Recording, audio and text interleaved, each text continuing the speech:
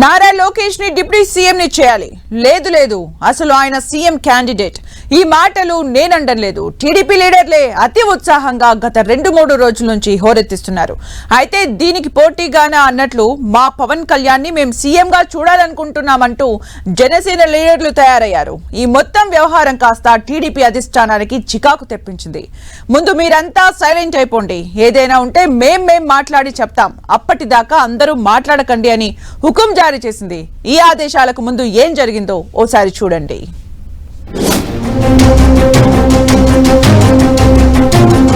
NDA కూటమిలో sudden slogan. Deputy CM post ఇవ్వాలంటూ TDP లీడర్ల స్వరం. కాదు, సీఎం క్యాండిడేట్ కూడా అంటూ ఉత్సాహం. మధ్యలో జనసేన ఎంట్రీ.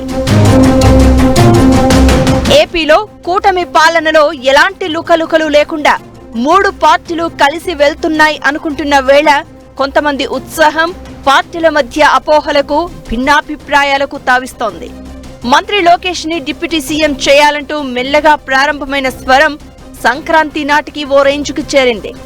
రెడ్డప్పగారి శ్రీనివాసరెడ్డి వేదికపై నుంచే చంద్రబాబుకి ఈ విజ్ఞప్తి చేశారు. 43 సంవత్సరాల్లో తెలుగుదేశం పార్టీ ఆవిర్భవించిన తర్వాత 3వ తరం నేత మన పార్టీలోకి వచ్చారు, నారా లోకేష్ గారు. మరి పార్టీకి భవిష్యత్తులో యువతకు ఒక భరోసా ఇవ్వాలన్నా, పార్టీకి భరోసా ఇవ్వాలన్నా నారా లోకేష్ గారిని డిప్యూటీ సీఎం గా ప్రమోట్ చేయాలని చెప్పి మేమందరం కూడా కోరుకుంటున్నాం సార్. ఆ తర్వాత పిఠాపురం టీడీపీ నేత ఎస్వీఎస్ఎన్ వర్మ కూడా ఇదే డిమాండ్ తీసుకున్నారు. లోకేష్ గారికి డిప్యూటీ సీఎం అడుగుతున్నారు ఏంటంటున్నారు కదా మీరు. ఏం తక్కువ ఉంది ఆయనకి? ఆయన ఏం చేశాడో మీకు ఎవరికైనా తెలుసా? ఆయన ఎంత గొడ్డి చాకరీ చేశాడు లోకేష్ గారు తెలుగుదేశం పార్టీకి తెలుసా? వేళ పార్టీకి వెన్నెముగ్గా నడిచాడు. ఈ లోపున జనసేన లీడర్ కిరణ్ రాయల్ మా నేతను సీఎం గా కూడా చూడాలనుకుంటున్నాం అంటూ తన అభిమానాన్ని చాటుకున్నారు. గత 2-3 రోజులుగా ఆంధ్రప్రదేశ్ రాష్ట్రంలో నారా లోకేష్ గారిని డిప్యూటీ సీఎం చేయడం టీడీపీ క్యాడర్ అంతా కూడా, టీడీపీ నాయకులందరూ కూడా కొన్ని చోట్ల కూడా కోరుకోవడం శుభ్రంగా మంచిదే. ఎవరు రాజకీయాల్లో ఉన్నప్పుడు వాళ్ళ నాయకుడిని ఒక హోదాలో చూడాలని కోరుకోవడం తప్పు కాదు. లోకేష్ గారిని డిప్యూటీ సీఎం చూడాలని కోరుకోవడం టీడీపీ వాళ్ళు మంచిదే. అలాగే పవన్ కళ్యాణ్ గారికి ముఖ్యమంత్రిగా చూడాలని మాకు కోరుకుంటుంది కదా.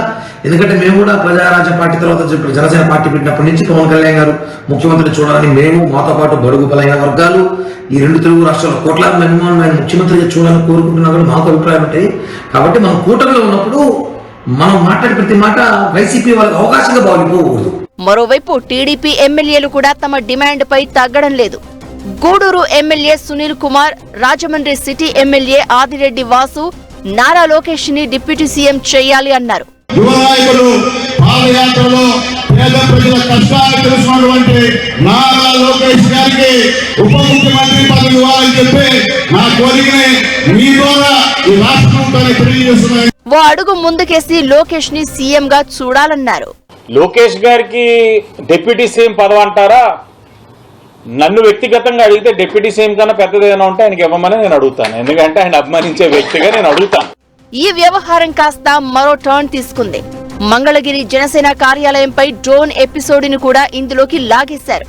తమ నేతల ఆఫీస్ పై డ్రోన్లు ఎగురుతున్నాయని ఇదేదో అనుమానించదగిన ఎపిసోడ్ అంటూ జనసేన పార్టీ నేతలు చెప్తున్నారు. అయితే ఈ డ్రోన్ ని ఏపీ ఫైబర్ నెట్ సంస్థే స్వయంగా పైలట్ ప్రాజెక్టులో భాగంగా ఎగరేసినట్లు గుర్తించారు. మొత్తంగా ఏపీలో ఎన్డీఏ కూటమిలో డిప్యూటీ సీఎం స్లోగన్లు టీ కప్పులో తుపానులా ముగుస్తాయో, వేరే టర్న్ తీసుకుంటాయో ఇప్పట్లో తేలదు. కానీ కూటమి ఫ్యాన్స్ లో మాత్రం కాకరగిల్చాయి.